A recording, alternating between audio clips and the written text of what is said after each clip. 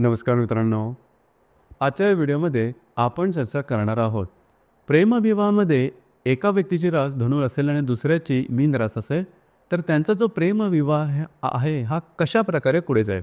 अशा कोणत्या गोष्टी आहेत की ज्या लक्षात घ्यायला हव्यात. दोन्ही ज्या राशी आहेत त्यांच्या विवाहाच्या प्रति दृष्टिकोन कशा प्रकारचा असतो, आशा अपेक्षा कशा प्रकारच्या असतात, आवडीनिवडी कशा प्रकारच्या असतात, त्यांचा एकंदर स्वभाव किंवा संपूर्ण व्यक्तिमत्व हे नेमकं कशा प्रकारचं असेल असतं, कोणत्या गोष्टीवरती लक्ष देणं गरजेचं आहे, या सर्व संदर्भातली खुलासेवर चर्चा आपण या व्हिडिओमध्ये करणार आहोत.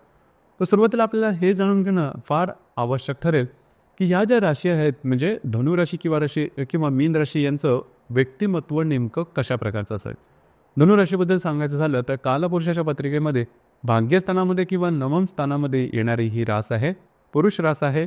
या राशीचा जो स्वामी आहे तो गुरु आहे. या राशीचं जे तत्व आहे ते अग्नितत्व आहे आणि द्विस्वभावाची ही रास आहे. सगळ्यात पहिली आणि महत्त्वाची गोष्ट जी की धनु राशीमध्ये दिसण्यात येते तो म्हणजे त्यांच्या ऊर्जेचा स्तर. त्यांच्यामध्ये असणारी जी ऊर्जा असते ही जबरदस्त असते. पहिलं आधी आपलं काम करायचं नंतर आराम करायचा हा खाक्या यांच्यामध्ये दिसून येतो आणि ऊर्जा एवढी जोरदार असते की सहज जरी शांत जरी बसले, सहसा या व्यक्ती शांत बसत नाही, परंतु शांत जरी बसले तरी अंगाचा कुठला ना कुठला जो शरीराचा अवयव आहे तो हलताना दिसेल.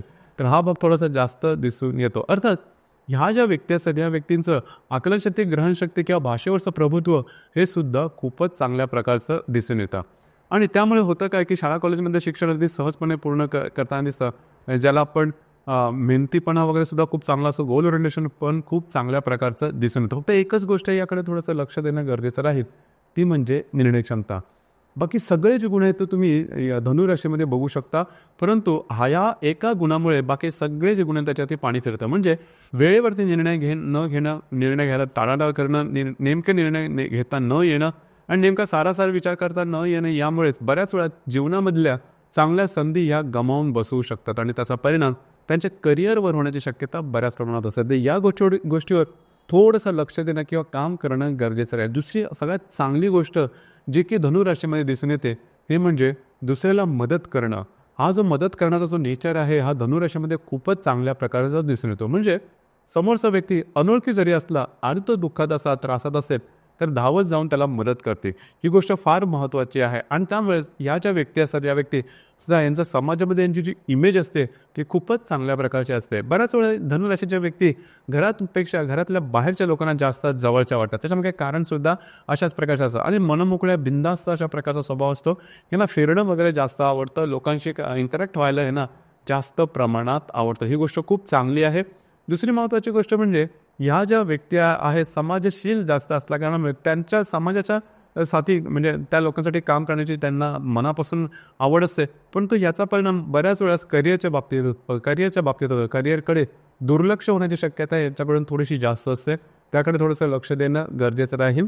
दुसरी महत्त्वाची गोष्ट म्हणजे या राशीमध्ये एकूण 3 नक्षत्र येतात: मूळ, पूर्वाषाढा आणि उत्तराषाढा.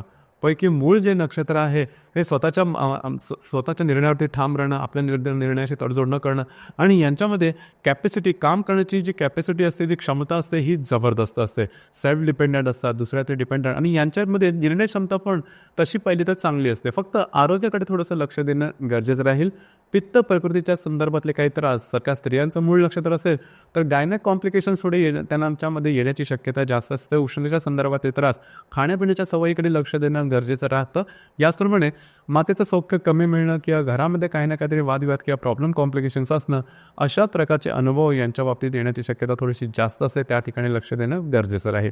याचप्रमाणे पूर्वाषाढा आणि उत्तराषाढा नक्षत्राच्या ज्या व्यक्ती असतात त्यांचं राहणीमान अतिशय व्यवस्थित, नीटनेटके, तापटेपणे, बिंदास्त, मनमोजी अशा प्रकारच्या या व्यक्ती दिसून येऊ शकतील. आता एकंदरीत धनुराशीबद्दल मगाशी सांगितल्याप्रमाणे ऊर्जा ही जास्त प्रमाणात असते, त्यामुळे समोरच्या व्यक्तीला बऱ्याच वेळा वाटू शकेल की हा जो व्यक्ती आहे धनुराशीचा तो आपल्याकडे जास्त लक्ष देत नाही किंवा त्याच्याकडे लक्ष देण्याकरता वेळ नाही किंवा तो स्वतःच्याच आनंदात असतो. तर अशा प्रकारचा काही गैरसमज होऊ शकतो, परंतु मुळात तसं काही नसतं. आता आपण थोडासा विचार करू मीन राशीबद्दल. मीन राशीबद्दल सांगायचं झालं तर कालपुरुषाच्या पत्रिकेमध्ये 12व्या स्थानात किंवा व्यय स्थानात येणारी ही रास आहे. या राशीचा जो स्वामी आहे तो गुरु आहे. या राशीचं जे तत्व आहे ते जलतत्व आहे आणि स्वभावाची ही रास आहे. सगळ्यात पहिली आणि महत्त्वाची गोष्ट जी की मीन राशीमध्ये पाहता येईल ते म्हणजे त्यांचं सौंदर्य. अतिशय उत्तम अशा प्रकारचं सौंदर्य असतं, लोभसवाणं असतं आणि बालपणापासून त्यांचं सौंदर्य हे चांगलं असतं आणि त्याच प्रकारे तसाच यांचा स्वभावसुद्धा अतिशय सुंदर असतो, लाघवी असतो, प्रेमळ असतो आणि माया करणं हा मीन राशीमधला भाग खूपच चांगल्या प्रकारचा दिसून येतो. आणि अर्थातच त्यांचं संपूर्ण जे व्यक्तिमत्व असतं ते सुंदर असल्या कारणामुळे कुठल्याही प्रकारची फॅशन त्यांना आवडते. मात्र फार काही डार्क फॅशन करणं किंवा आधुनिक फॅशनकडे यांचा ओढा दिसून येत नाही. दुसरी महत्त्वाची गोष्ट म्हणजे यांची वाणी, यांचं बोलणं, संवाद साधण्याची कलासुद्धा यांच्याकडे खूप चांगली असते. म्हणजेच आपल्या शब्दाने सुद्धा दुसऱ्याला दुखावलं जाणार नाही याची काळजी मीन राशीच्या व्यक्ती घेतात. आणि दुसरी महत्त्वाची गोष्ट म्हणजे बऱ्याच प्रमाणात सगळ्यात जास्त इमोशनल आहेत. छोट्या मोठ्या कारणामुळे यांचे मूड स्विंग होत असतात. म्हणजे एकाच दिवसात 3-4 प्रकारचे मूड स्विंग यांच्यामध्ये दिसून येतात. छोट्या छोट्या कारणाने सुद्धा त्यांचा मूड जातो, छोट्या छोट्या कारणामुळे त्यांचा मूड परत येतो. अशा प्रकारचे अनुभव यांच्यामध्ये थोडेसे जास्त दिसतात. छोट्या मुलाप्रमाणे यांचा स्वभाव असतो. त्याच्यामुळे नर्चर करणं किंवा माया करणं हे दुसऱ्यावरती प्रेम करतं, दुसऱ्यांसुद्धा यांच्यावरती प्रेम करावं असं यांना वाटतं. आणि त्याच्यामुळे बऱ्याच वेळेस समजा समोरच्या व्यक्तीकडून थोडासा तरी शब्दामध्ये काही वेगळेपणा गेला तर मात्र या मनापासून दुखावले जातात. ते शब्द यांच्या हृदयापर्यंत पोहोचतात आणि त्रासही तेवढ्याच प्रमाणात होतो. तर साधारण या ज्या मीन राशी आहेत त्या मीन राशींबरोबर जर का तुम्हाला इंटरफेअर करायचं असेल, एक गोष्ट नेहमी लक्षात ठेवा की यांना एकटेपणाची जाणीव होऊ देऊ नका. तुमच्या वागण्या बोलण्यातून तशा प्रकारची जाणीव जर का झाली तर मात्र या श्रिंक होतील, स्वतःमध्येच जातील आणि मग स्वतःच्या मनामध्ये विचार करायला लागतील. अर्थात या ज्या राशी आहेत त्या राशी स्वतःबद्दल किंवा स्वतःच्या मनामध्ये विचार भरपूर करत असतात आणि त्यामुळे त्यांना सायकोलॉजिकल त्रास थोडे जास्त होण्याची शक्यता असते. याकडे थोडंसं लक्ष देणं गरजेचं राहील. आणि ज्या वेळेस यांच्यामध्ये अशा प्रकारचे काही बदल व्हायला लागतात त्यावेळेस त्यांचं बोलणं बऱ्याच प्रमाणात कमी होतं, इंटरेक्शन बऱ्याच प्रमाणात कमी होतं आणि एकटं ते राहायला लागतात. म्हणजे माणसांच्या गर्ड्यात जरी असले तरी एकटे राहायला लागतात आणि मग रात्री झोप न लागणं किंवा एकच विचार कंटिन्यूस करणं, मन पोखरत राहणं, अशा प्रकारचे अनुभव यांच्यामध्ये दिसून येतात. त्यांच्या व्यक्तिमत्वामध्ये कशा प्रकारचा बदल दिसून येतो तर त्या ठिकाणी थोडंसं लक्ष देणं गरजेचं राहील. त्याचप्रमाणे या ज्या राशी आहेत तसं बघितलं तर ज्यांची म्हणजे मीन राशी ज्या व्यक्ती आहेत यांच्यामध्ये ट्रान्सपरन्सी खूप चांगली असते. ज्या गोष्टी त्यांच्या हृदयात असतात त्या त्याच्या ओठावर असतात. म्हणजे ओठावर एक आणि हृदयात एक असा दुटप्पीपणा यांच्यामध्ये कधीच तुम्हाला दिसणार नाही, जी की खूपच चांगल्या प्रकारची गोष्ट आहे. दुसऱ्याला मदत करणं, मदतीला धावून जाणं हा भाग या राशीमध्ये सुद्धा अतिशय उत्तम प्रकारे दिसून येतो. इथे एक गोष्ट आहे की समोरचा व्यक्तीनी जरी यांना फसवलेला असेल, परत जर का यांच्याकडे मदतीला गेला तरी त्याला मदत करतील, हा भाग सुद्धा यांच्यामध्ये जास्त प्रमाणात दिसून येतो. अर्थात याचा त्रास त्यांना जीवनामध्ये बऱ्याच प्रमाणात होण्याची शक्यता असते. दुसरी महत्त्वाची गोष्ट म्हणजे या ज्या व्यक्ती आहेत यांच्यामध्ये इंट्युशन्स खूप चांगले असतात. म्हणजे स्वप्नात एखादी गोष्ट दिसणं आणि पुढे जाऊन ती खरं होणं अशा प्रकारचे यांना अनुभव बऱ्याच प्रमाणात येतात. यांनी बोललेली ज्या गोष्टी त्या खऱ्या होणं हा भाग सुद्धा असतो. सिक्स सेन्स ज्याला आपण म्हणतो हा भाग यांच्यामध्ये खूपच चांगल्या प्रकारचा दिसून येतो. एकंदरीत सांगायचं झालं तर अगदी सरळ वागणारी ही रास आहे. दुसरी महत्त्वाची गोष्ट म्हणजे यांच्यामध्ये थोडासा लेझीनेस जास्त असतो. यांना झोप जास्त प्रिय असते, डिसिप्लिनपणा थोडासा कमी असतो आणि निर्णय क्षमता ही सुद्धा कमी असतात. हे सगळे गुण कमी असून सुद्धा करिअरमध्ये खूप चांगल्या प्रकारे सेटल होताना दिसतात. त्याच्यामुळे कारण ती म्हणजे या राशीला भाग्याची साथ खूप चांगल्या प्रकारची मिळते आणि अर्थातच हे गुण थोडे कमी असले तरी जीवनामध्ये सहजपणे सेटल होताना या व्यक्ती दिसतात. त्यामुळे या व्यक्तीने तसा काही फारसा त्रास होत नाही. जसं की आपण चर्चा करतो आहोत की धनुरास आणि मीन रास दोन्ही समजा प्रेमविवाहाच्या बंधनात असतील तर या दोन्ही राशीचे स्वामी गुरु आहे. त्यामुळे समोरच्याला मदत करणं किंवा का हा भाग जास्त दिसतो किंवा दोघांची जी निर्णय क्षमता आहे ही थोडीशी कमी आहे कारण द्विस्वभावाच्या आहेत. तर इथे या गोष्टीवर थोडंसं लक्ष देणं गरजेचं आहे की प्रेमविवाहानंतर निर्णय हे या दोन्ही राशीने घेणं गरजेचं आहे. दोन्ही ज्या राशी आहेत त्यांचीसुद्धा स्पेंडिंग थोडी जास्त आहे, खर्चावरती दोन्ही राशीने नियंत्रण ठेवणं अतिशय आवश्यक राहील. बाकीच्या ज्या गोष्टी आहेत त्याकडे थोडंसं लक्ष द्या. खास करून धनुराशीच्या ज्या व्यक्ती असतात त्यांचं बोलणं कधी तिखट होऊ शकतं. मीन राशीच्या व्यक्तीमध्ये बोलणं तिखट होणं हा भाग फार कमी असतो. अर्थात त्यांच्या वाणीतून हा भाग कधीही दिसणार नाही.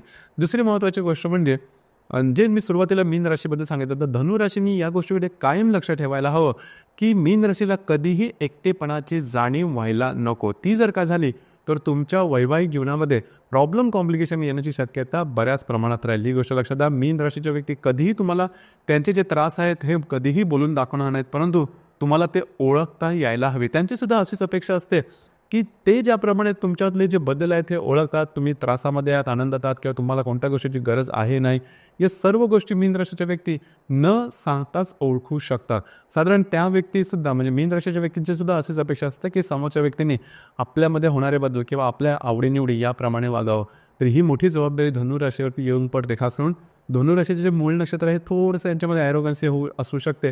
तर जर का तुमची मीन राशीचा जर का तुमचा जो वैवाहिक जोडीदार असेल तर या ठिकाणी लक्ष देणं गरजेचं राहील. मूड स्विंग मीन राशीने थोडंसं जास्त असतात, सायकोलॉजिकल प्रॉब्लेम होऊ शकतात छोट्या मोठ्या कारणाने, तर त्याकडे थोडंसं लक्ष देणं गरजेचं राहील.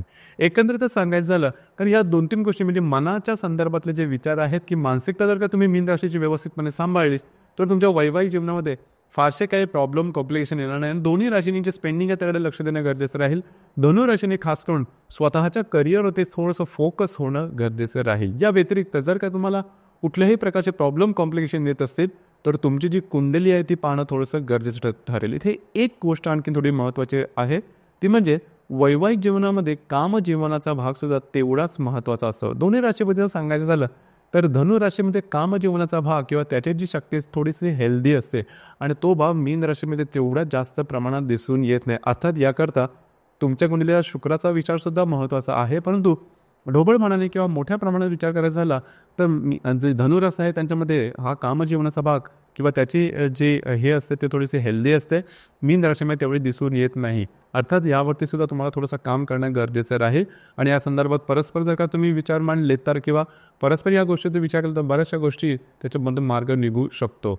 अर्थात या व्यतिरिक्त जर का तुम्हाला काही प्रॉब्लेम कॉम्प्लिकेशन असेल तुमच्या पत्रिकेमध्ये तर ते तुमची संपूर्ण पत्रिका आहे ती पाहून आपल्याला त्या संदर्भात जास्त सांगता येईल. कारण या ज्या राशी आहेत किंवा आत्तापर्यंत आपण जी चर्चा केली ती फक्त चंद्र राशीवर म्हणजे कुंडलीमध्ये चंद्र धनु किंवा मीन राशीमध्ये असेल तर प्रत्येक कुंडलीमध्ये चंद्र व्यतिरिक्त बाकी 11 ग्रहसुद्धा वेगवेगळ्या राशी नक्षत्रामध्ये किंवा योगामध्ये असू शकतील. आणि त्यांच्यामधले हे जे म्हणजे त्यांच्यामधले योग किंवा वेगवेगळ्या राशींची किंवा हे जे ग्रह आहेत त्याची एकंदरीत प्लेसमेंट बघून संपूर्ण पत्रिका बघून तुमच्या वैवाहिक जीवनामध्ये येणारे जे त्रास आहेत त्या संदर्भामधले जास्त मार्गदर्शन करता येऊ शकेल.